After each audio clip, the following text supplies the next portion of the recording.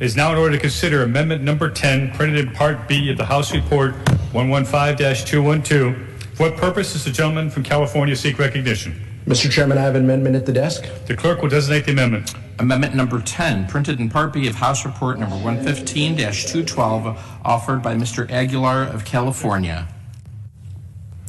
Pursuant to House Resolution 431, the gentleman from California, Mr. Aguilar, and a member opposed will each control 5 minutes. The chair recognizes the gentleman from California.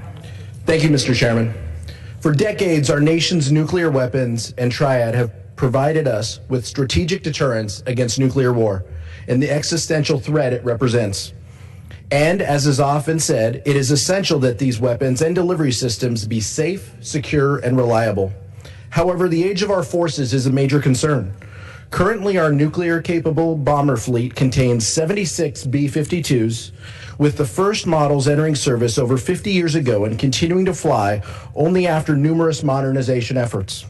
Our Ohio-class submarines' lifespan, which were originally 30 years, have been extended to 42 years, with the end of the 42-year lifespan approaching in 2027. And the first Minutemen III ICBMs were deployed 40 years ago.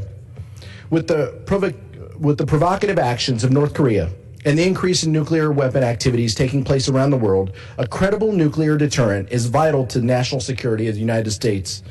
But over the past few years, there has been a good amount of debate as to how much this modernization process will cost. Over the next 30 years, not only will all 3 legs of our nuclear triad, our bombers, ICBMs, and missile submarines, have to be replaced, a sustainment and modernization program for our nuclear bombs and warheads will be taking place at the same time as well. The Congressional Budget Office currently produces a projected cost of nuclear weapons report annually.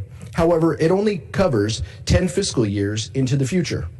My concern is that the CBO's current 10-year timeframe does not encompass the later out-year costs, including the late 20s and early 30s, when the costs are projected by many to increase significantly.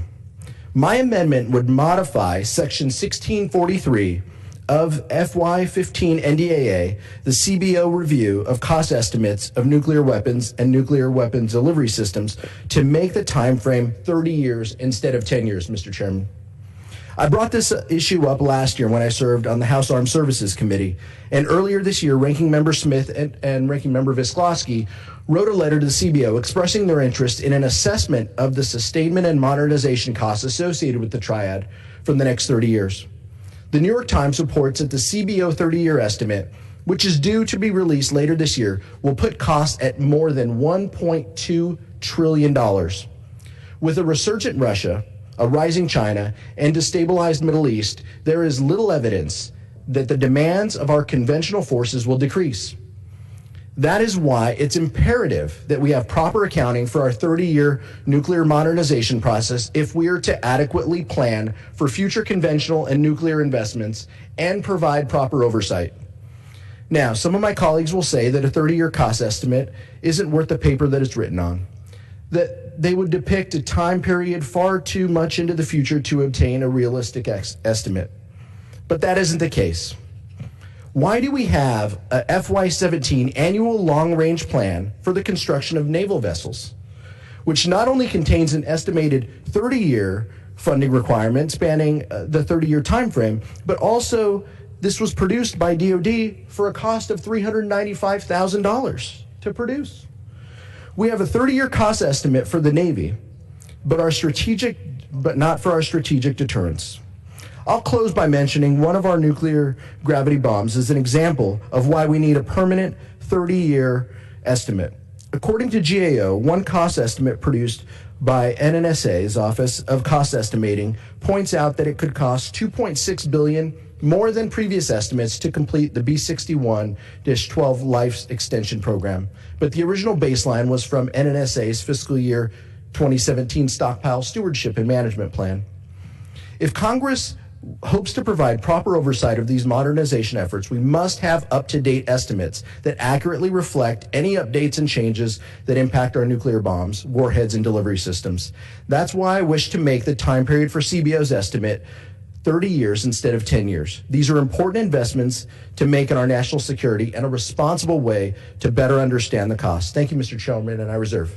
The gentleman reserves. For what purpose does the gentleman from Alabama seek recognition? I rise to claim time in opposition. The gentleman is recognized.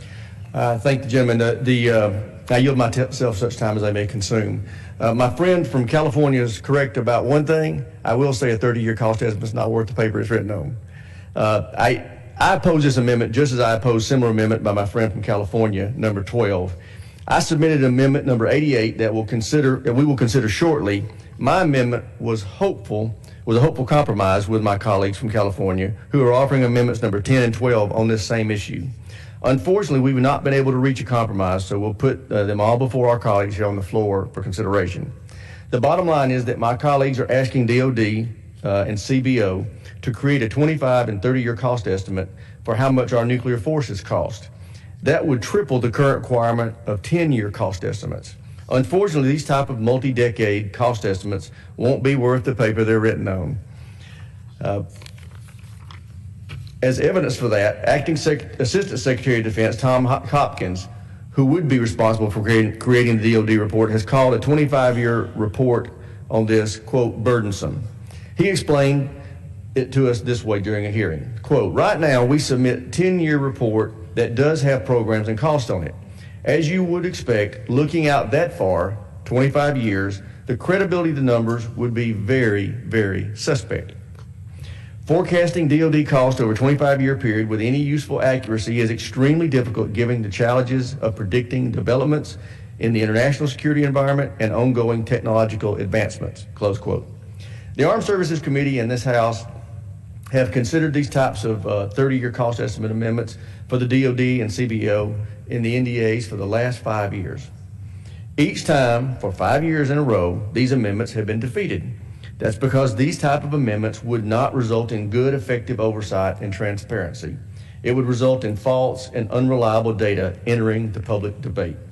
If any of my colleagues are interested in a reasonable, common sense way to try and shed a little more light on these very long-term plans and costs, I encourage them to vote for my amendment, number 88. My amendment allows the Secretary of Defense to provide for information beyond 10 years if he thinks it's accurate and would be useful in understanding the nuclear modernization programs. I urge my colleagues to vote no on this current amendment and yes on my amendment number 88. And with that, I reserve the balance of my time. Gentleman reserves. I'll close, Mr. Chairman. Gentleman close. Mr. Chairman, if anything, my former chairman, when I was on armed services, it's consistent. He's right. He's continued to oppose this amendment in the past. But what I ask is, why not have a 30-year estimate? We have one for the Navy. We have one for other programs. If these reports truly aren't worth the paper that they're written on, then why commission this report at almost $400,000 in taxpayer costs? The taxpayers deserve, and we deserve, to provide oversight over these costs. If Congress hopes to provide the oversight for modernizing these efforts, we need these up-to-date reports that accurately reflect these updates and changes to bombs, warheads, and delivery systems. I hope that the chairman would agree with me there. Thank you so much, Mr. Chairman. Gentleman's recognized. I thank the chair. I would say that the Navy provides 30-year cost estimates because Congress made them, and the Navy doesn't want to do it, and they don't think they're reliable. I urge a no vote on this amendment, and I yield back the balance of my time. The question is on the amendment offered by the gentleman from California. Those in favor say aye. Aye. Those opposed, no. In the opinion of the chair, the noes have it. The amendment is not agreed to. Mr. Chairman, I'd ask for a recorded vote. Pursuant to Clause 6 of Rule 18, further proceedings on the amendment offered by the gentleman from California will be postponed.